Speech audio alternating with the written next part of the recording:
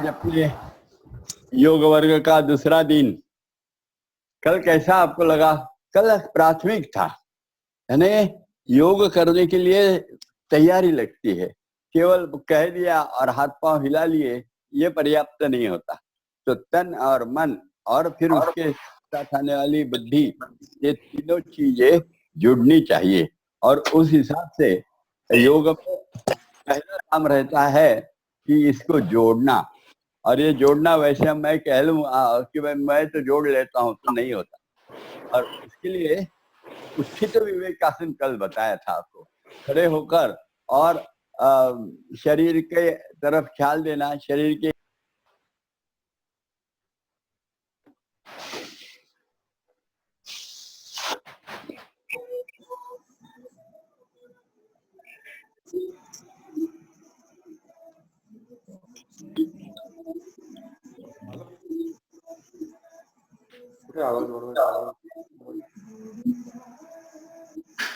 आवाज नहीं है।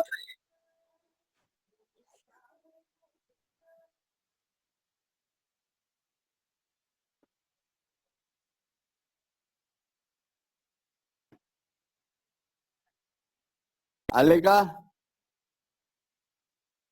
आवाज आला ना?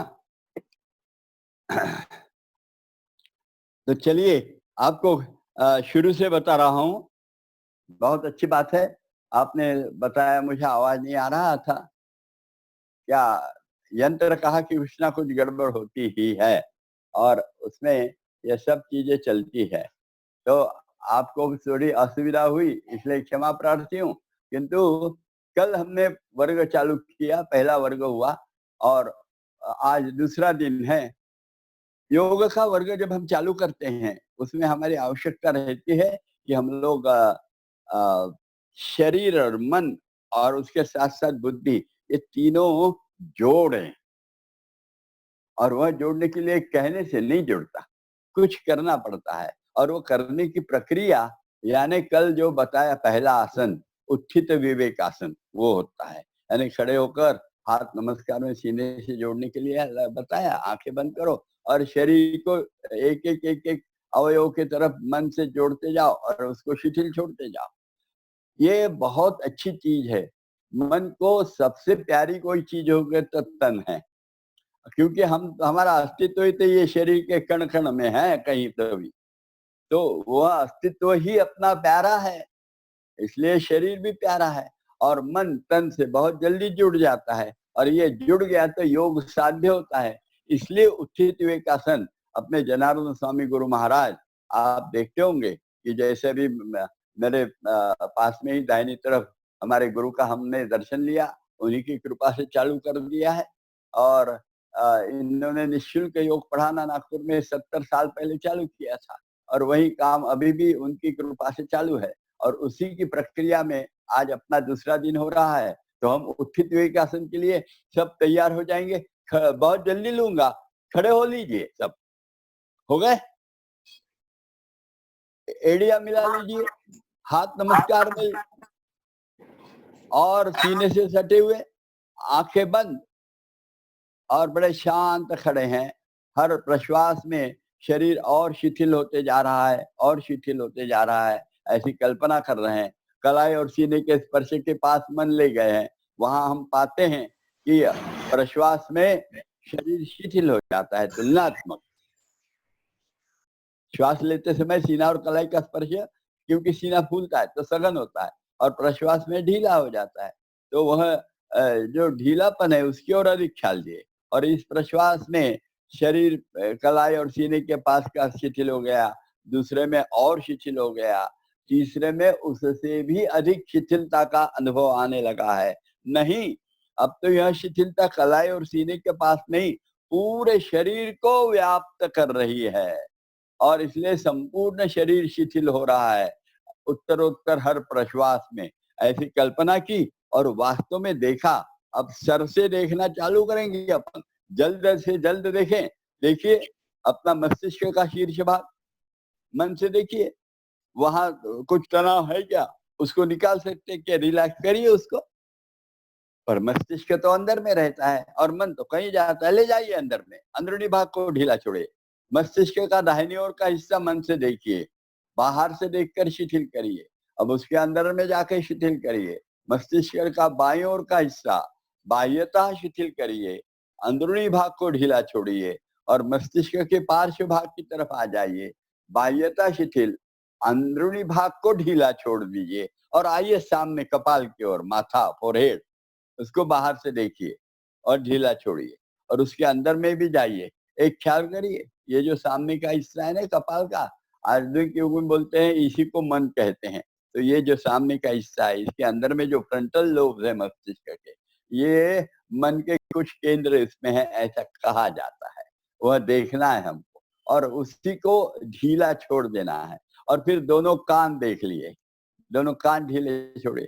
कानों को छेद है, छेद से अंदर जाकर ढीला छोड़िए और फिर दोनों गाल देखिए, ठुड्डी से लेकर कनपट तक ढीले छोड़ दीजिए और फिर कनपटें ढीली छोड़ दीजिए और फिर दोनों भौवें ढीली छोड़िए। फिर भ्रूमध्य, बीच का हिस्सा, वो ढीला छोड़िए और फिर ढीला छोड़िए दोनों ये जो पलकें हैं उनका स्पर्श देखिए, वो अर्धगोलाकार स्पर्श है, उसको भी ढीला रखिए और फिर अंदर में पुतलियाँ शरीर को गोलाकार चिपकी, वह भी ढीली छोड़ दीजिए, पुतलियाँ गोल मन घुमाकर और फिर आ जाइए नथुनों के पास। दोनों नथुनों से अंदर चले जाइए मन से और अंदर में ढीला छोड़ते-छोड़ते जाइए, तो आप गले में उतर जाते हैं, नथुने गले में आ जाते हैं। गले में वहाँ जिह्वा मूल है, ढीला छोड़िए, फिर दंत पंक्तियाँ हैं, ढीला छोड़िए, जिह्वा ढीली छोड़िए, मसूड़े ढीले छोड़िए, होठों का अर्धगोलाकार स्पर्श देखिए और वह भी ढीला छोड़िए। फिर ठुड्डी ढीली, हनु गलाखंड के साथ चित गर्दन में जाकर गर्दन की सभी हड्डियां स्नायु पुंज ढीला छोड़ने के बाद गर्दन के हड्डी से लेकर कमर के हड्डी तक रीढ़ की एक एक हड्डी ढीली ढीली ढीली छोड़ते हुए गए हैं और फिर दाहिने कमर को देखा है, वहां से पीठ दाहिनी ओर से देखी बिल्कुल कंधे तक और ढीली छोड़ दी और फिर बाएं कंधे के पास में आए, वहां से नीचे देख रहे हैं और ढीला ढीला छोड़ते जा रहे हैं। बाएं ओर की पीठ पूरी कमर तक आ गए, कमर पूर्ण ढीली छोड़ने के बाद कमर के दाहिने बाएं ओर से दाहिने बाएं बगल तक दोनों बाजुएं ढीली छोड़ दी। फिर दोनों खंधे शिथिल कर लिए, खंधों से दंड है, दंड शिथिल, कोनिया शिथिल, कोनियों के आगे प्रकोष्ठ, कलाई तक का जो हिस्सा है इसको प्रकोष्ठ कहते हैं, प्रकोष्ठ शिथिल। कलाइयां देखिए, ये देखते जाना मन से और शिथिल करते जाओ। फिर दोनों हथेलियां 10 उंगलियों के साथ, उंगलियों के जोड़ों के साथ पूरी देखिए और शिथिल करिए और फिर कलाई और सीने के स्पर्श के पास आने के बाद वहां से सीना आड़ा देखिए, दाहिने बगल से बाएं बगल तक ढीला और फिर खड़ा सीना गले से लेकर चालू करिए, एक एक फसली ढीली दोनों तरफ से ढीली करते करते करते आखिरी फसली तक आ गए हैं और फिर वहां पेट का ऊपरी हिस्सा दिखा, उसको भी ढीला छोड़ो। नाभि देखिए, नाभि को ढीला छोड़िए और नाभि के अंदर में जाइए। वैसे सीने के भी अंदर में जाने में हर नहीं है, पर नाभि के अंदर में गए, अंदरूनी भाग को ढीला छोड़ और वहीं से ओटीपोट तलपेट ढीला छोड़िए, दोनों जंघा के जोड़ ढीले, दोनों पुट्ठे नितंब ढीले, दोनों जंघाएं मांड्या शिथिल करते चलिए और दोनों घुटनों की कटोरियां पीछे से स्नायु पुंज ढीले छोड़ के बाद घुटनों से लेकर टखनों तक पिंडरियां हैं उनको ढीला छोड़ा, दोनों टखने दोनों ओर से ढीले, एड़ियों का अर्धगोलाकार अस्तित्व देखा है, शिथिल छोड़ दिया, तलपा और जमीन का स्पर्श देखा और फिर पाँव की 10 उंगलियां ढीली छोड़कर उनका भी जमीन से हो रहा स्पर्श देखते हुए दोनों तलपाओं पर शरीर का समान वजन है, घुटने में समान भार है और कमर में भी शरीर संतुलित है देखने के बाद और फिर शरीर शांत और स्थिर हो गया है। ऐसे शांत और स्थिर शरीर से और मन से हम अपने इष्ट देवता को, गुरु को स्मरण कर रहे हैं और गुरु को यदि स्मरण कर लेते हैं तो गुरु का दर्शन ले लेते हैं। गुरु का दर्शन कैसा दिख रहा है? गुरु का दर्शन पाँव से लेना, विग्रह दर्शन बोलते इसको। पहले अंगूठे देखना पाँव के, फिर पदकमल देखना, फिर पूरे चरण कमल यानी पाँव देखना, फिर कटी कमल देखना, फिर कर कमल यानी हाथों को देखना, फिर हृद कमल, फिर यानी सीने को देखना और अंततो गत्वा और मुख कमल देखना। और मुख कैसे, कमल कैसा है, आहा हा, क्या तेजस्वी मुखमंडल है, उन्नत भाल प्रदेश है, आंखों में और स्नेह पूर्णता है, उसी के साथ और आप पाते हैं आश्वस्तता है। और फिर देख रहे हैं स्मितवदन, गले में अलंकार धारण किए हैं, सुंदर वस्त्र धारण किए हैं, वे आजानुभव है, भाव है, उनके हाथ लंबे हैं और मोती जैसे शरीर कांति है। और फिर देख रहे हैं कमल दलवत पांव और पांव में खड़ाऊ पहने हैं। ऐसी यहाँ इष्ट देवता की मूर्ति मनोमन देखी, उनको प्रणाम किया और प्रणाम करते हुए कहा, उन्हीं को आज से योग गुरु मान लिया। और क्या कहा, अब मैं बोल रहा हूँ, एक एक पंक्ति कहते जाइए बराबर, जैसे गुरुर्ब्रह्मा गुरुर्विष्णु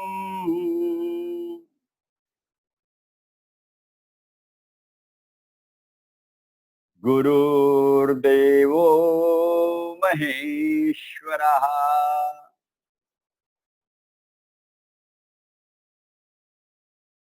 गुरुः साक्षात् परब्रह्म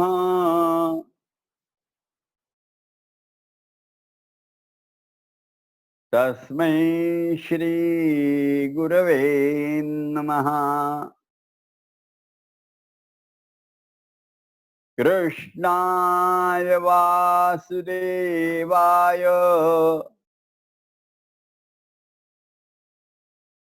हरये परमात्मने प्रणतक्लेशनाशाय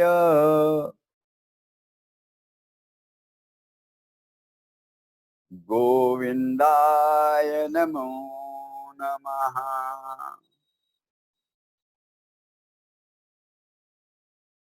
पुनः एक बार अपने देवता की, इष्ट देवता की ओर देखा है। प्रसन्न वरना वरदस्ता, गुरु देवता के, इष्ट देवता के हमें आशीर्वाद प्राप्त हो गए हैं मानो। सारा योगाभ्यास जो करने वाले हैं वह सफलीभूत होने वाला है और हमारे जीवन में समाधान, सुख और निरोगत्व प्राप्त होने वाला है। बस इसी आनंद में चालू कर दें, हाथ नीचे छोड़ दें, आंखें खोल लें। इसके बाद में कल हम शरीर संचालन सीखे थे, देखते देखते करिए। आज सामने दिख रहा है, देखिए पाँव में अंतर ले लीजिए 1-1.5 फीट का, और तलपाओं से लेकर कमर तक का शरीर बिल्कुल स्थिर रखते हुए कमर, शरीर का ऊपर वाला शरीर दाहिनी ओर मरोड़ना है। एक बोल रहा हूं तो सब बराबर मरोड़िए, जरा देखते जाइए कैसा मरोड़ रहा है। हाथ शरीर से चिपके हुए चाहिए बढ़िया, और फिर सब शरीर अच्छा मरोड़ना, पर कमर के ऊपर का शरीर निचला नहीं जाएगा। एक दाहिनी ओर जा रहा है, मरोड़ लिया, दाहिना हाथ पीछे से, और मरोड़ा है कमर को, सीने को, कंधे को, गर्दन को, शरीर भर झांकने के बाद दो में देख लिया, दो में वापस आना धीरे धीरे। दो, गर्दन, कंधे, सीना, कमर, और फिर धीरे से हाथ वापस। शरीर में झांकते रहिए भाई।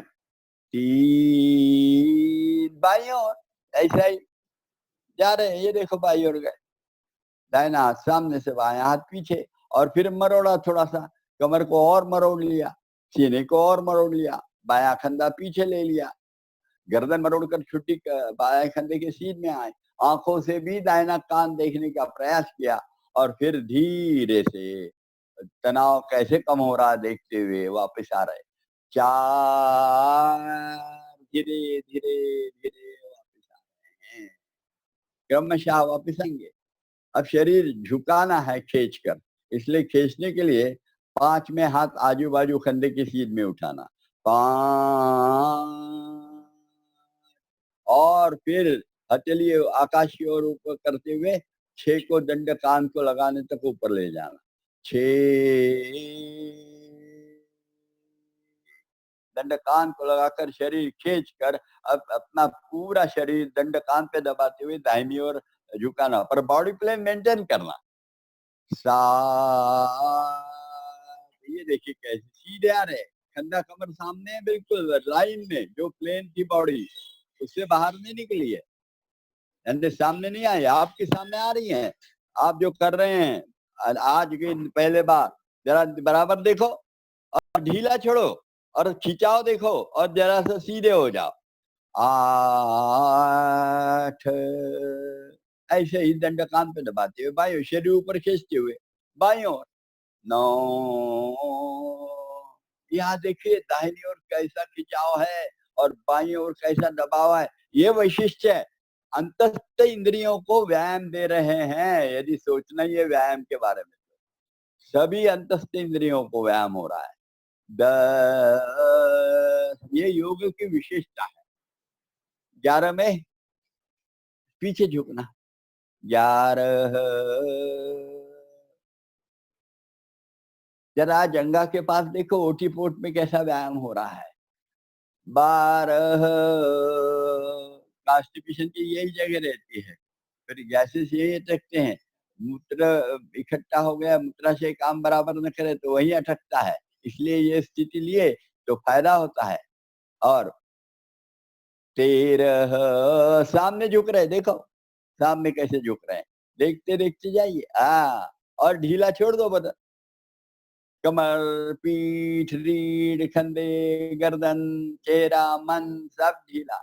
और बढ़े हुए खून प्रवाह का देखो, चेहरे में होठ, गाल, नाक, कानपटे, शुद्ध खून प्रचुर मात्रा में दौड़ते हुए आ रहा है। सारे ज्ञानेंद्रियों को प्राप्त हो रहा है, मस्तिष्क में भी प्राप्त हो रहा है शुद्ध खून, और इसलिए सारे ज्ञानेंद्रिय और प्रत्यक्ष मस्तिष्क भी और कार्यक्षम होता है, शुद्ध होता है, अधिक परिष्कृत होता है।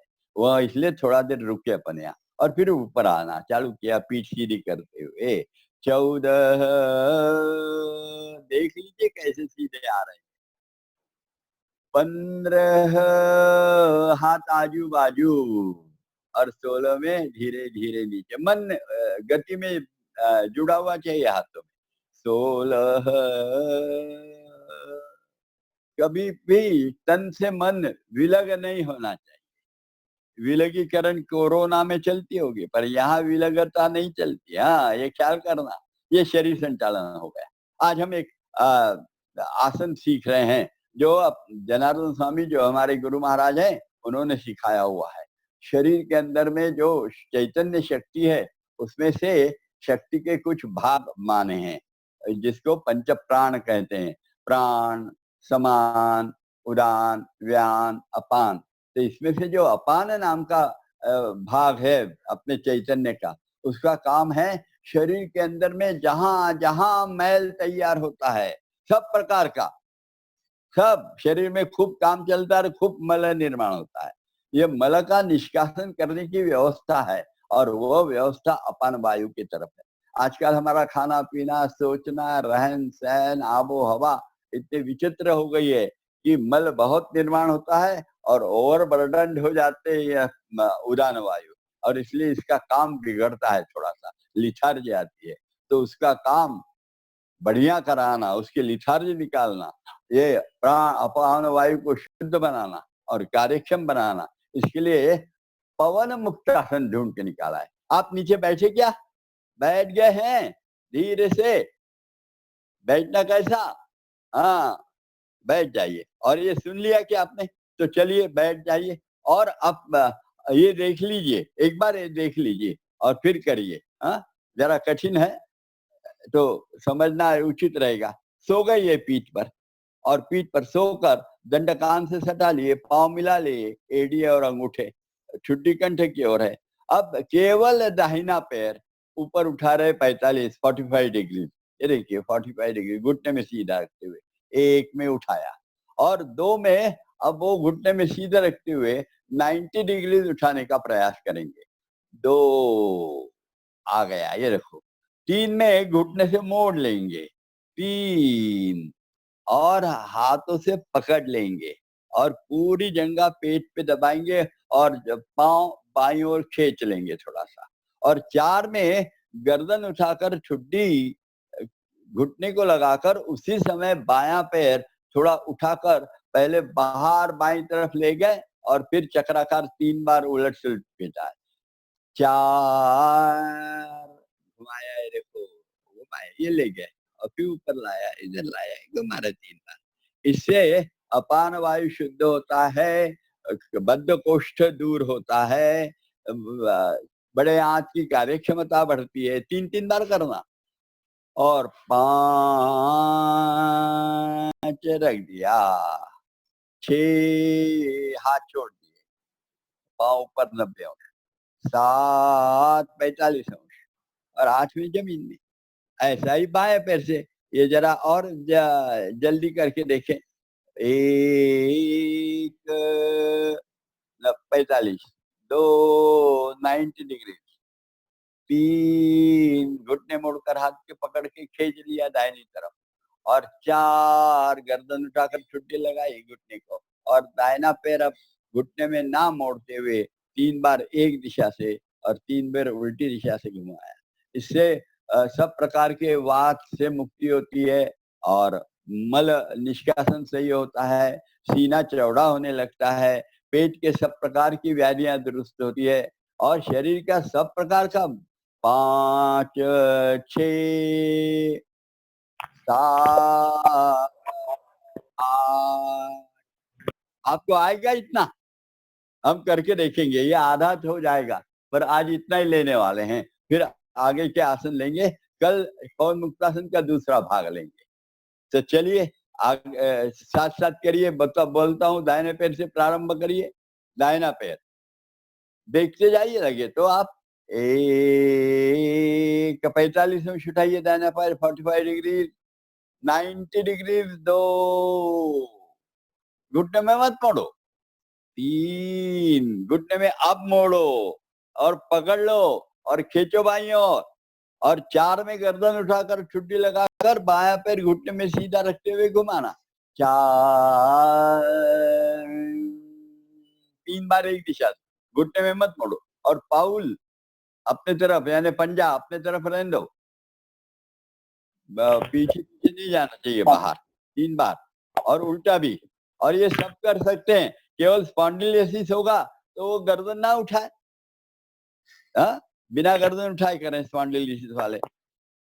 5 रख दिया, 6 गर्दन रख दी, 7 पांव छोड़ दिया, 6 हो गया ये, 7 नीचे लाया, 8 नीचे ले आया। ये समझ गया? बाएं पैर से ऐसे ही करना। चलिए 1 2 90 अंश, 3 घुटने से मोड़ो, पकड़ लो, हाँ, और दबाओ जंगा पेट पर और अपनी तरफ खींचो दाहिनी तरफ और 4 गर्दन उठाओ, छुट्टी लगाओ और पैर घुमाओ दाहिना 3 बार, हाँ बढ़िया, अच्छे घुमाओ और उल्टा 3 बार। ये इससे खूब लाभ है ये आसन के। 5 6 7 45 अंश नीचे लाया है, हाँ 8 समझ गया ये? इसका अगला भाग जो है वो कल करेंगे, आज नहीं करेंगे, पर श्रृंखला आपको आज पढ़ा रहे हैं, बहुत लाभदायक, डायबिटीज पे उपयोगी, थायराइड पे उपयोगी, वेरिकोज वेन्स पे उपयोगी, ये हाइड्रोसील या हर्निया इस पर उपयोगी, पाचन क्रिया के लिए उपयोगी, सीने की क्षमता बढ़ाने के लिए अत्यंत उपयोगी, रक्ताभिसरण शुद्ध करने के लिए बड़ा उपयोगी, रक्त शरीर में रक्त बढ़ाने वाला, यानी आरबीसी बढ़ाने वाला, रक्त शुद्ध भी करता है और रक्त वृद्धि भी करता है। ऐसे सब मिलाने वाला एक श्रृंखला आसन की आज पढ़ा रहा हूँ। वो श्रृंखला में आसन के नाम याद कर लीजिए। पहले है उत्तान पादासन, फिर दूसरा हो जाएगा अर्ध हलासन, तीसरा हो जाएगा हलासन और चौथा होगा सर्वांगासन। मैं 4 आसन एक साथ पढ़ा रहा हूं आज मैं।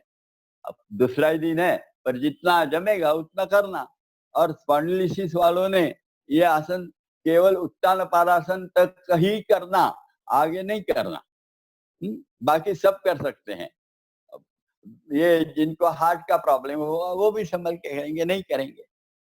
देख लीजिए, चालू हो गया, कैसे करते हैं देख लीजिए एक बार। चलिए, सोए हुए, पीठ पर लेटी हुई स्थिति है, दंड कान से सटे हैं, ठुड्डी कंठ की ओर है, पांव मिले हैं और अपने तरफ खींचे हुए हैं। अब एक में दोनों पैर 45 अंश उठाएंगे तो वो होगा उत्तान पादासन। मूल बंध लगाना, मूल बंध है ना, पेशाब की जगह और टट्टी की जगह इसको खूब सिकुड़ लेना, और उसके कारण ओटी तलपेट यह भी जरा अंदर में खींचा जाएगा। ये देखिए, ये कर रहे हैं, देखो मूल बंधा लगाइए, एक, ये है उत्तान पादासन। थोड़ा देर रुके इसमें। 2 में फिर यही पाव ऊपर ले जाएंगे, 2 इकट्ठे ही। तो अब ये हो गया अर्ध हलासन, समचरण अर्ध हलासन हो गया ये। इससे बहुत लाभ है। महिलाओं के लिए तो यह अप्रतिम आसन है। महिलाएं रोज यदि ये 2-2, 3-3 मिनट कर लें तो इसका अतिशय लाभ होगा। जितने तकलीफें व्याधि रहती है महिलाओं की, वो सब इससे गायब हो जाती है, बिल्कुल सभी। फिर वो प्रोलैप्स रहे या फिर और अंतर्गण रहे या फिर मासिक धर्म का तकलीफ रहे और क्या-क्या होता है, सब समाप्त होता है। पर थोड़ा देर रखना पड़ता है ये 2 मिनट तो भी। अभी अब 3 में कमर पे, हाथों पे जोर देते हुए कमर ऊपर उठा लेंगे और पाँव आने देंगे जमीन तक, जमीन को लगाएंगे नहीं, बस, और यहाँ रुकेंगे। तो ये हो गया अब हलासन। और ये हलासन डायबिटीज के लिए उपयोगी है, एसिडिटी के उपयोगी है, पाइल्स के लिए उपयोगी है, और पेट के अलग प्रकार की बीमारियों के लिए उपयोगी है, रीढ़ के लिए अत्यंत उपयोगी है, कमर बलवान बहुत की होती है। पर स्पॉन्डिलिसिस नहीं करना ये, क्योंकि उनको मना है ये अभी। बाकी सब लोग कर सकते हैं, बिल्कुल। हार्ट वाले नहीं कर सकते केवल इसको अभी। और ये ऐसे शांत रुकना थोड़ा देर। और जिनको डायबिटीज है वो थोड़ा सा ये पैर दाहिनी तरफ बाईं तरफ हिलाएं, थोड़ा सा ये हिलाएंगे ऐसे कमर से, बिल्कुल ऐसे ले जाओ, ले जाओ, ले आओ इधर, ले जाओ उधर, ऐसे हिलाना। और धीरे से अब हाथों का सहारा देना पीठ को और पांव ऊपर ले जाना। समझ रहा? ये हलासन खत्म हो गया, अब ये सर्वांगासन हो गया। इसमें भी थोड़ा देर रुकना, और यदि जम गया तो ये हाथ और नीचे खिसकाना और ठुड्डी लगा देना सीने को, सीना लगा देना ठुड्डी को, उल्टा बताया मैंने, सीना लगाना ठुड्डी को, और थोड़ा देर रुकना। इससे रक्त शुद्धि होती है, शरीर के अंदर में वेरिकोज वेन्स की बीमारी समाप्त होती है, रक्त वृद्धि होती है, कुष्ठ रोग समाप्त हो जाता है, और पेट के सभी प्रकार के लीवर इत्यादि के थायराइड के स्वास्थ्य सुधरता है। क्या नहीं होता है, सभी होता है इससे। अप्रतिम आसन है ये। और फिर यह समाप्त करेंगे। अभी देखो, यह आ रहे हैं 5, ये नीचे आ गए, हाथ पीछे ले गए, 6 रीढ़ के एक हड्डी जमीन पर लगाए, 7 पाँव 45 डिग्री ले आए, हाथ ऊपर ले आए, 8 जमीन पे रख दिया। ये हमको सबको करना है आज का आसन। तो चलिए, पीठ के बल सो जाइए। सो गए? दंड कान से सटाएं, हाथ सामने ले लिए, दंड कान से सटाएं ना, ठुड्डी कंठ की ओर है, पांव मिले हुए हैं, अंगूठे पांव के मिले हैं, अपने तरफ खींचे हुए पाउल टखने से। अब मूल बंध समझ गया है क्या? मूल बंध लगाइए, यानी टट्टी और पेशाब की जगह को सिकुड़ लीजिए। वो सिकुड़न का परिणाम ओटी तल पेट में, ओटी पेट में होना चाहिए। और फिर पाँव 45 अंश उठाना, रुकना है, घुटने में नहीं मोड़ना। हाँ, ताकत अच्छी लगाओ। उत्तान पादासन हो रहा, एक उत्तान पादासन, रुकिए यहाँ। आज थोड़ा-सा रुकाता हूँ, ज़्यादा नहीं, पर समय बढ़ाना है इसमें, 2-2 मिनट करना है। फिर समचरण अर्ध हलासन, पाँव ऊपर ले आइए 90 अंश, हाथ ले जाइए कमर के पास और दोनों अंगूठे पाँव के एक सीध में है देखो, और रुको यहाँ। रुकना है बहुत देर। अभी नहीं रुकना होता है, मुझे पता है, जंघा में कंप आ रहा है, पर 2 मिनट रुकना है। अभी 3, तीसरा आसन हो जाएगा हलासन। ये जा रहे हैं हलासन में, कमर उठाई और ले गए। आपको जम रहा है सबको, थोड़ा-थोड़ा जमेगा, प्रयास करो तो जम जाएगा, पर ताकत नहीं लगाना। हाँ, प्रयास में थोड़ा-सा मन लगाते जाओ और जितना आता है उतना करो, ज़्यादा नहीं करना। थोड़ा देर रुके हैं, अब डायबिटीज है इसलिए पाँव इधर-उधर घुमाओ थोड़ा-सा, डायबिटीज वाले ये सब कर सकते हैं। उनको तो फायदा ही होने वाला है। स्पाइस वाले कर सकते हैं, उनको भी फायदा है। अस्थमा वाले कर सकते हैं, उनको फायदा है। निद्रा नाश वाले कर सकते हैं, उनको फायदा है। पेट की सभी प्रकार की शिकायतें, एसिडिटी फैसिडिटी सब समाप्त होता है। हलासन के बाद अब सर्वांगासन। हाथ उठाइए, कमर के पास पकड़िए और पाँव सीधे ऊपर करिए। किए आपने? जम रहा है क्या?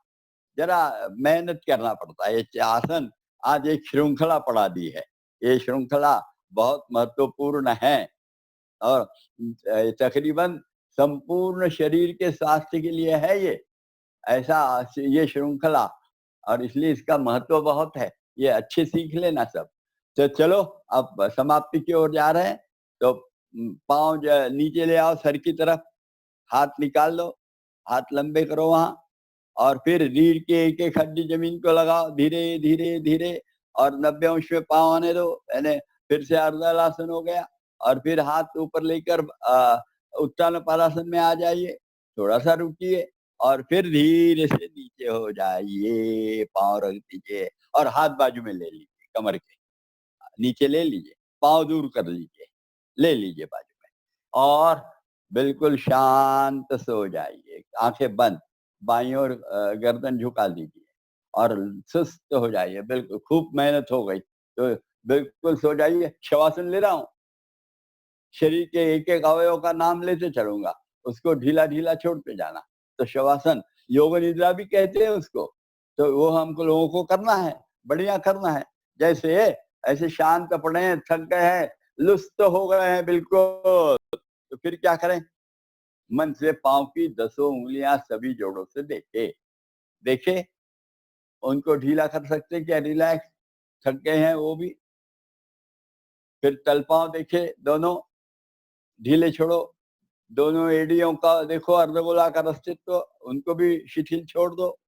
फिर दोनों टखनों की ओर मन ले आइए, टखने ढीले छोड़िए दोनों बाजू से, टखनों से लेकर घुटनों तक पिंडलियाँ, पिंडलियाँ भी ढीली छोड़ दो और पिंडलियों के ऊपर आ गए तो वहाँ घुटने हैं, घुटनों को भी देखो, ढीला छोड़ दो और घुटनों के ऊपर आ जाओ, वहाँ से जंघाएँ हैं, जंघाओं को मन से, गोल है जंघाएँ, तो ऐसे गोल घूमते जाना, स्पाइरली घूमिए और उसको ढीला-ढीला छोड़ते चलते जाइए धीरे-धीरे ऊपर, गोल घूमते जाइए मन से, मन बड़ा एकाग्र होता है इससे। और फिर जंघा के जोड़ के पास आ गए, उसको ढीला छोड़ा। फिर पुट्ठे देखिए दोनों, पुट्ठे ढीले छोड़े, दोनों तरफ से कमर भी देखी, कमर भी ढीली छोड़ दी और कमर दोनों तरफ से कमर से ऊपर-ऊपर जा रहे हैं, तो बिना फसलियों का पीठ का भाग है, उसको देखा, उसको भी ढीला छोड़ा। उसके अंदर में और अपने मूत्रपिंड हैं, तो मन अंदर में ले जाइए, अंदर से भी ढीला छोड़ दीजिए। क्योंकि हलासन में मूत्रपिंडों के लिए भी लाभ होता है, किडनीज़ के लिए। ये बहुत मैं भूल गया ऐसा बताने के लिए। अभी शवासन में याद आ गया कि उसका भी ये लाभ है। इसलिए मन वहाँ भी ले जाइए और हलासन में ले जाना वहाँ मन। और फिर वहाँ से फसलियाँ चालू हो गई। दोनों तरफ की पहली बड़ी फसली ढीली करो, ऊपर में जाकर और शिथिल करो, और ऊपर चलो, चलो, चलो, फिर खंड के 2 बड़े पुट्ठे आ गए हैं, उनको ढीला छोड़ो, फिर और आइए, दोनों खंडों की तरफ से बीच में आ जाइए, गर्दन की बड़ी हड्डी है, वहां से अब रीढ़ में नीचे-नीचे चलो, एक-एक कशेरु यानी वर्टेब्रा देखते-देखते नीचे आइए, एक-एक कर रहे हैं, सीने के गर्दन के पीछे के देख लिए, फिर सीने के पीछे के देख लिए हैं, फिर पेट के पीछे आने वाले बड़े-बड़े कशेरु है, ये लंबर स्पॉन्डिलोलिसिस वगैरह बोला जाता है, वो यही होता है। तो एक-एक कशेरु ढीला कर दिया है और शांत छोड़ दिया है, तो शायद लंबर स्पॉन्डिलोलिसिस वगैरह भी समाप्त हो सकता है। और फिर वहाँ दोनों कमर के बड़े हड्डी के पास आने के बाद ऊपर आ गए दोनों तरफ से, नाभि के निचला पेट देख लिया और उसको ढीला छोड़ दिया और नाभि को देखा, नाभि के अंदर में जा रहे हैं, 72,000 नाड़ियों का समूह है वहाँ, इसलिए उसको भी ढीला छोड़ा और फिर अंदर ही रहें और अंदर से ऊपर चले तो ऊपर वाला पेट ढीला छोड़ा और फिर ढीला छोड़ा है सीना पूरा का पूरा अंदर से। वहां फिर आपको एक रुद पटल दिखा आखिरी पसली के बगल में, उसके ऊपर में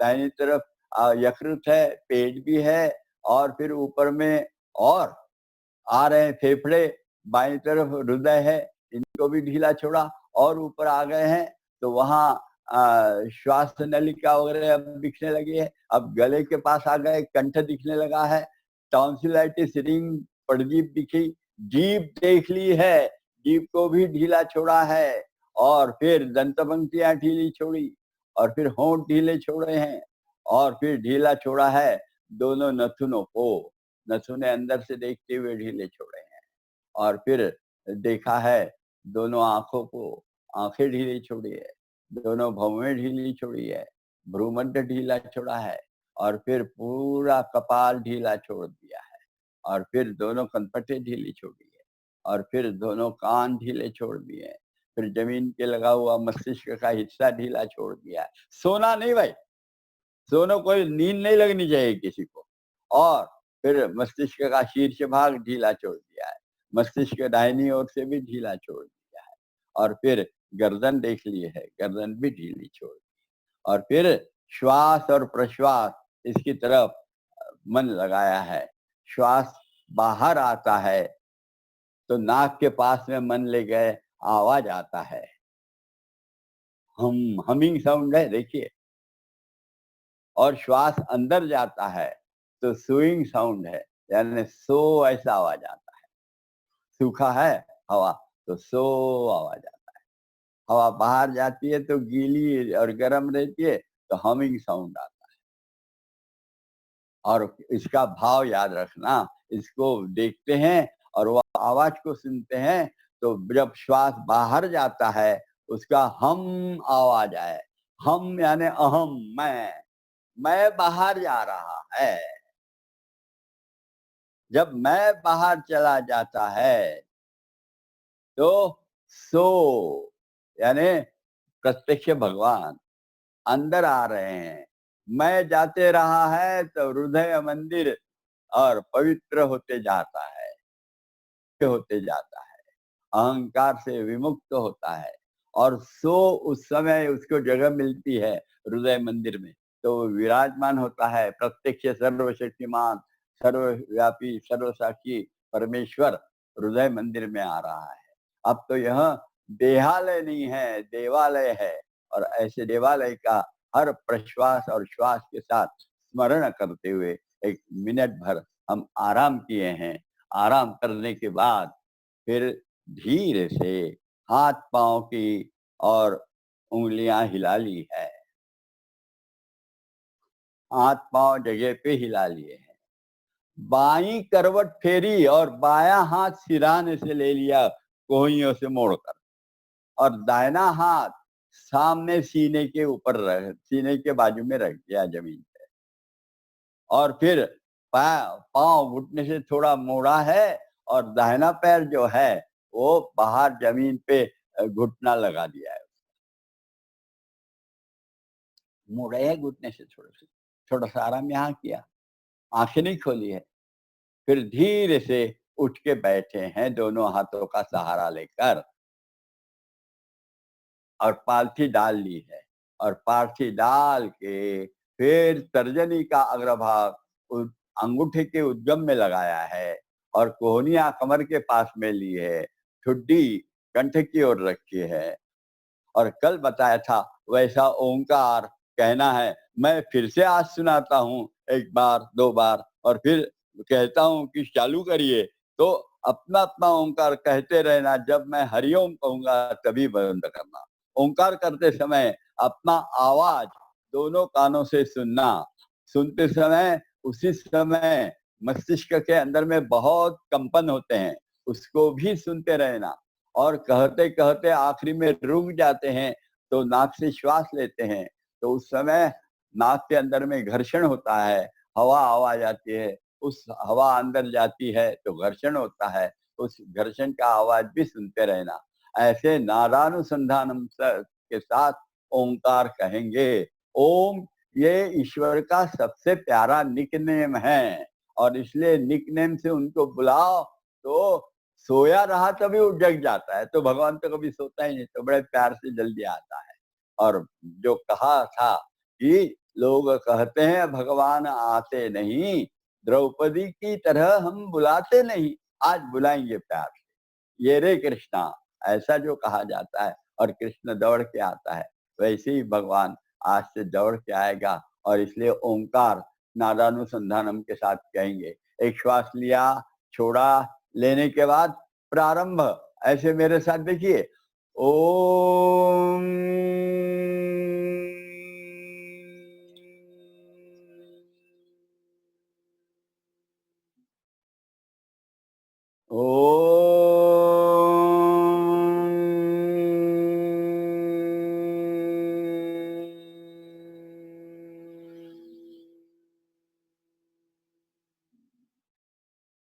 चलिए श्वास लीजिए और चालू करिए ओंकार नादानुसंधानम के साथ।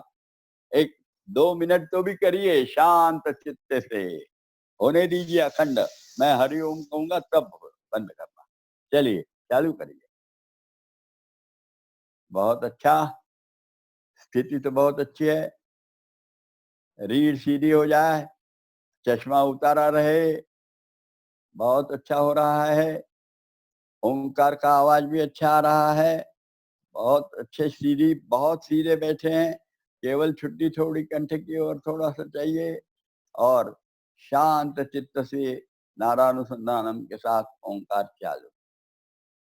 सभी की स्थिति बहुत सुंदर है, सबको बहुत अच्छा समझ रहा है ओंकार, और वो करते चलिए ओंकार।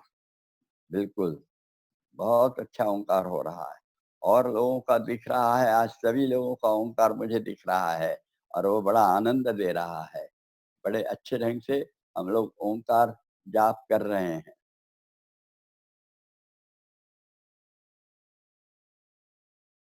अब आप अपने ओंकार में रमिए।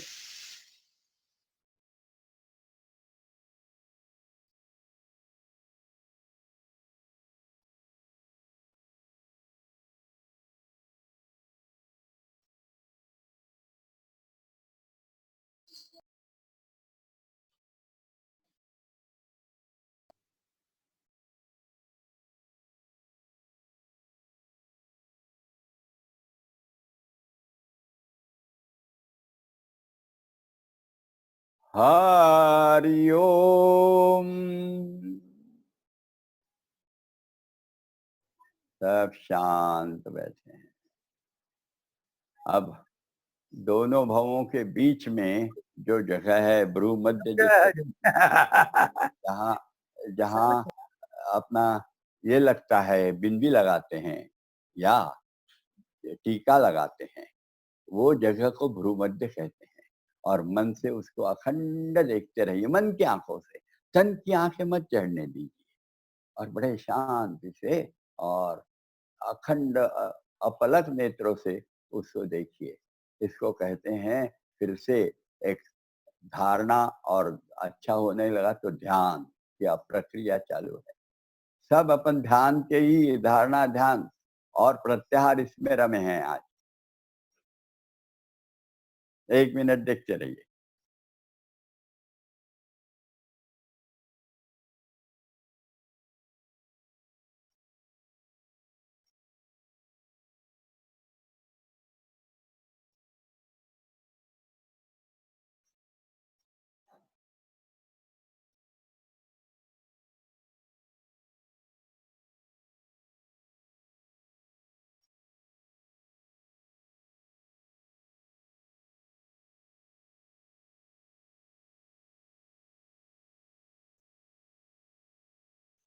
धीरे से देहभान लेते हुए शांत चित्त से हाथ सीने के सामने जोड़ लीजिए और अब अपन वर्ग समाप्ति की ओर जा रहे हैं।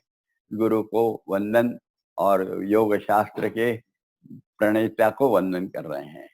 मैं आज भी एक एक पंक्ति बताता हूँ और आप कहना, पर याद हो जाए।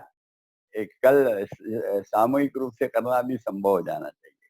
हाथ जोड़ लिए, आंखें बंद है। चलिए फिर एक पंक्ति बताता हूं मैं।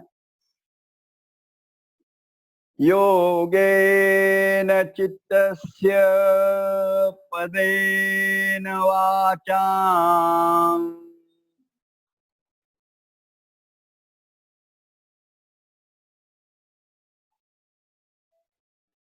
मलं शरीरस्य च वैद्यकेन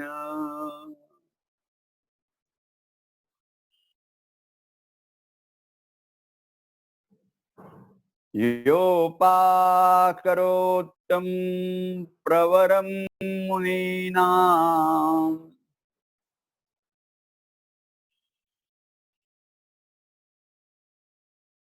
पतंजलिं प्राञ्जलिरानतोऽस्मि।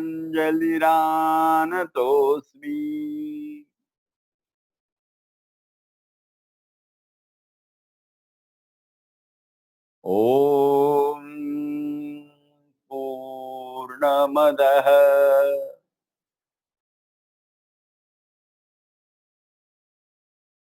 पूर्णमिदं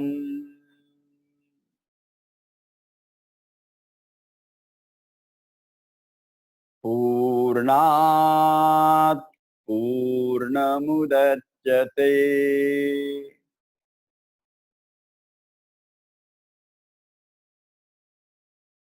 पूर्णस्य पूर्णमादाय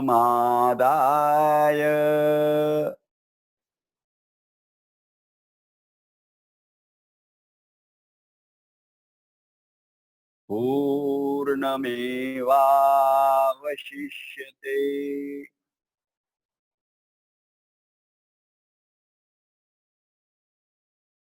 ओम शांति शांति शांति।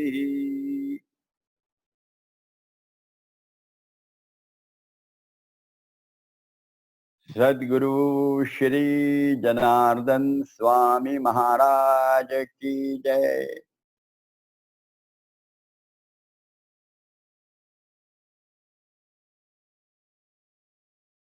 हाथ छोड़ दीजिए, पीछे बांध लीजिए और माथा जमीन को टेक दीजिए और कहिए, तेरा तुझको अर्पण क्या लागे मेरा। ऐसा यह, और मेरा तो एक ही चाह है जो स्वामी जी ने बताई है, समाधानाय सौख्याय निरोगत्वाय जीवने। धीरे से उठ के बैठें और कहें कि ये जो समाधान, सुख और निरोगत्व, ये तीन का जो नैवेद्य है गुरु महाराज, ये हमको दे दीजिए। हमने तो पूरी पूजा कर ली है आपके आरती तक, तो अब हमको ये नैवेद्य का प्रसाद दीजिए। और वो प्रसाद कौन सा है? समाधान, सुख और निरोगत्व। आज जीवन में ये तीन चीजें कठिन है और इसलिए योग करना है। योग खूब पहलवान बनना है वगैरह, पहलवान के लिए जिम है ना। शरीर, मन, बुद्धि, ये तीनों में संयम आए, धैर्य आए, एकाग्रता आए और सोच आवे, यह यदि है इसके लिए, और उसके कारण निरोगत्व आता है। ये तीनों चीजों में संयम, धैर्य और एकाग्रता आ जाती है तो आपो-आप निरोगत्व आता है, प्रसन्नता आती है। और ये प्रसन्नता आई तो समाधान रहता है जीवन में। अनावश्यक कभी कोरोना का दिन है, कितने अनावश्यक टेंशन में, कुछ नहीं। अरे पहले एक आप आज के नए पीढ़ी को पता नहीं, पर एक 50 साल पहले 40 साल पहले कितना आनंद था। घर में ही तो रहते रहे ज़्यादा सब लोग, बड़ा आनंद था। अरे कोई वाहन नहीं था, कुछ नहीं था, सुख था, बड़ा सुखी जीवन था। वही सुखी जीवन अभी मिल रहा है, बड़ा अच्छा है। और उससे डरने की बात नहीं, केवल 2 गज दूरी रखो और सैनिटाइजेशन करते रहो हाथ को, और बाहर के चीज को छुओ मत। छुए तो हाथ धो साबुन से। यदि हम करते हैं तो कोई डरने की बात नहीं है, बहुत आनंद है। सब घर में रह रहे हैं। अभी घर नाम की चीज तो अभी तक दीवारें 4 थी, पर अब वास्तव में घर बना था। मराठी में कविता है कि घर को मैंने कैसे है, तो 4 मिट्टी सीमेंट और मिट्टी की बनी हुई दीवारें, यानी घर नहीं होता, जिसमें एक दूसरे से स्नेह संबंध है, ऐसे लोग रहते हैं, उस चीज को घर कहते हैं। बाकी तो बड़ी बिल्डिंग हैं, बिल्डिंग का कोई मिट्टी नहीं। आज घर निर्माण हो गया है, उस घर का आनंद ले रहे हैं, और इस आनंद को बढ़ाने के लिए ये योग आपके लिए बहुत उपयोगी रहेगा। नमस्कार, आज का वर्ग इतना ही। कल फिर से नए आसन बराबर समय पे चालू करेंगे। धन्यवाद।